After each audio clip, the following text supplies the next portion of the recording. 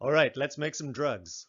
Now, we established that good stories get inside your audience's head, right? And you probably know that when you're stressed, you produce cortisol in your body, right? And when you're happy or achieving, you produce dopamine. And when you're feeling empathy, you produce oxytocin. The amazing thing is, when you tell a story that's distressing and your listeners engaged, they start producing the cortisol too. Think about it. When you're watching a thriller or a horror movie, chemicals have changed inside you. When you tell a funny story, you create chemicals, natural highs in your listener's body.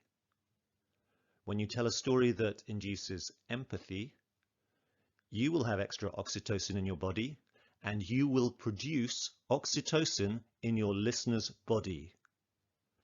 That's why Miriam's story was so powerful. I'm not a complete idiot. I have a master's in psychology, but I still sent Covenant House $32 for a 50-cent polyester bag.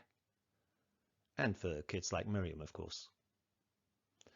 But if you're a leader wanting to persuade your employees to do something, try using a story. If you're a business owner and you want to get your customers to buy something, try using a story.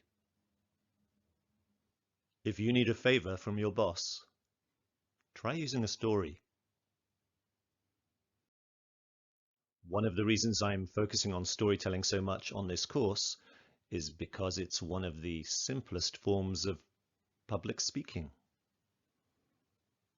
It's also pretty effective one-on-one and in writing, and obviously, as you know, in videos, movies, TV, YouTube. And some of you have probably been persuaded to do things or to behave in a particular way due to some amazing storybooks, like the Bible, the Quran, the Torah, the Bhagavad Gita, the Tripitaka.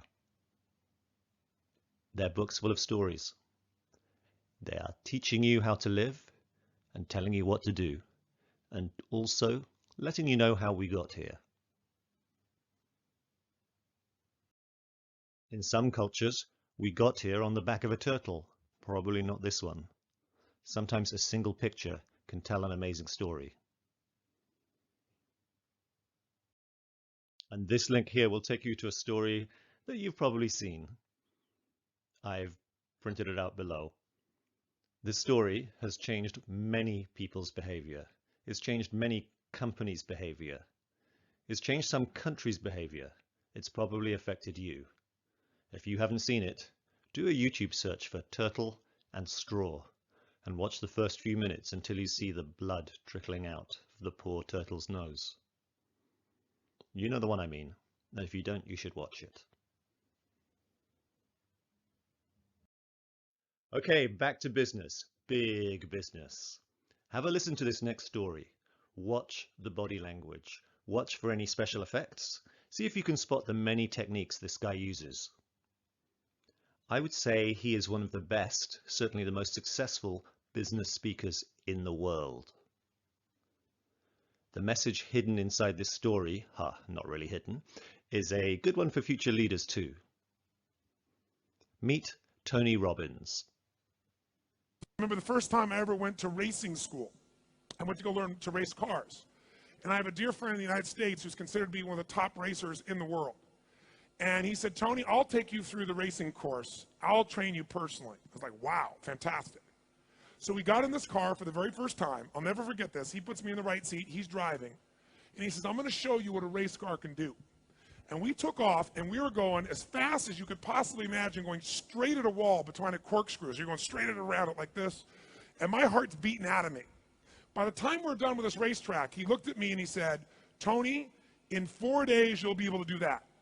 And I said, you know what? I'm really positive, and you're full of crap. I don't know that I want to do this after 4 days. That's insane, right? I'm an aggressive guy, but that was crazy. He said, Tony, you're smart. Anybody who thinks they're going to do that in 4 days just learning to race, they'll get killed. That's not how I'm going to train you. He said, I'm going to put you in a spin car.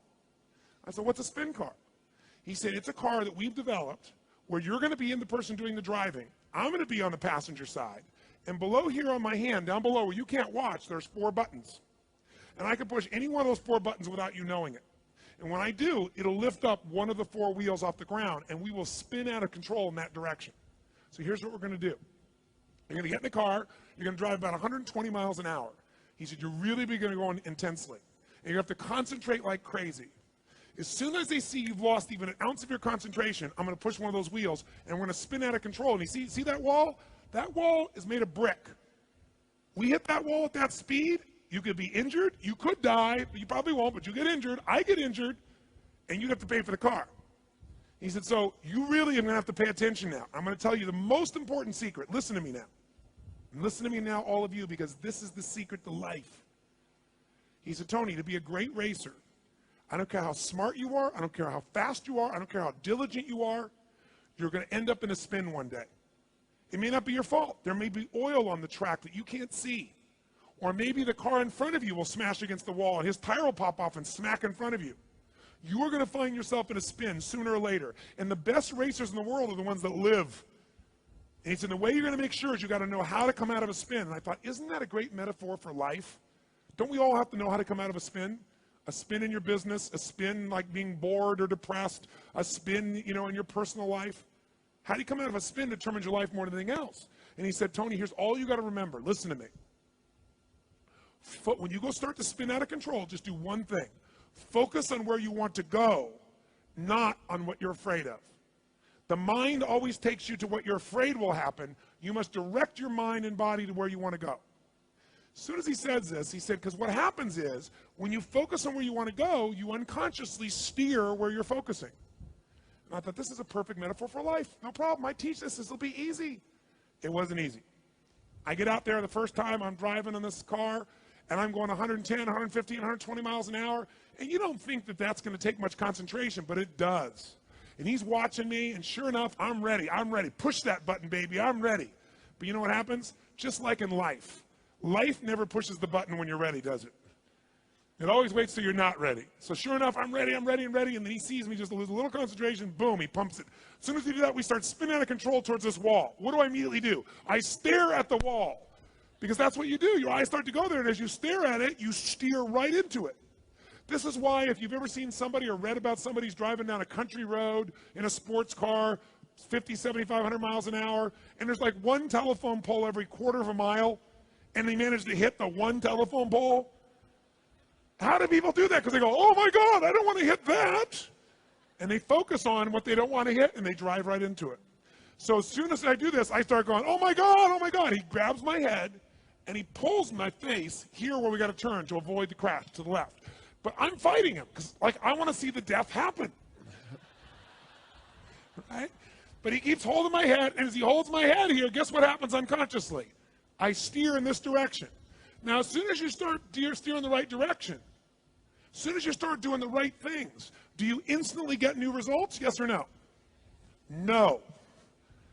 This is the illusion. Because you've been doing this, you've been moving in this direction, you have momentum. Even though you're doing the right thing, you'll still keep skidding there. How many follow what I'm talking about here? Say I. Is the same thing true in your life? You bet.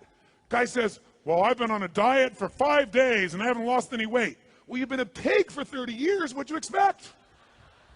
You've done the right things for 3 days. You're going to keep doing the right things. You've got momentum. But if you keep doing the right thing, will it catch eventually? Yes or no? Yes or no? And then what happens? Boom, you turn. So we're like this, and he's holding my face, and I'm fighting him to see the death, but, keep on doing it. And sure enough, it feels like I'm going to hit the wall, and the last seconds, the wheels catch, and we turn. And my heart's beating out of me. And it looks like we missed it by 12 inches, probably 5 feet, but in my head it was 12 inches, right? So he goes to me, he says, did you learn? I said, I learned. I didn't learn shit. Because the next time we go, we're going, I'm ready. He doesn't do it. Keep on going. Lose a little confidence, lose a little concentration, boom, spin it out. Oh my God, that's my head shoves it. But after enough times, now I start to just do it, boom, boom. And even though we're still going in the wrong direction, I don't look. I keep focusing on where I want to go, and after a while, you get confident, don't you? And you turn, and you turn, and you turn. I have a very important question for you, all of you. If you focus on what you want instead of what you're afraid of, are you guaranteed not to hit the wall? Yes or no? Yes or no? Yes or no? Come on. No. No. If you focus on what you want, you're not guaranteed at the wall. There are no guarantees in life. But if you focus on the wall, are you guaranteed to hit it? Yes or no?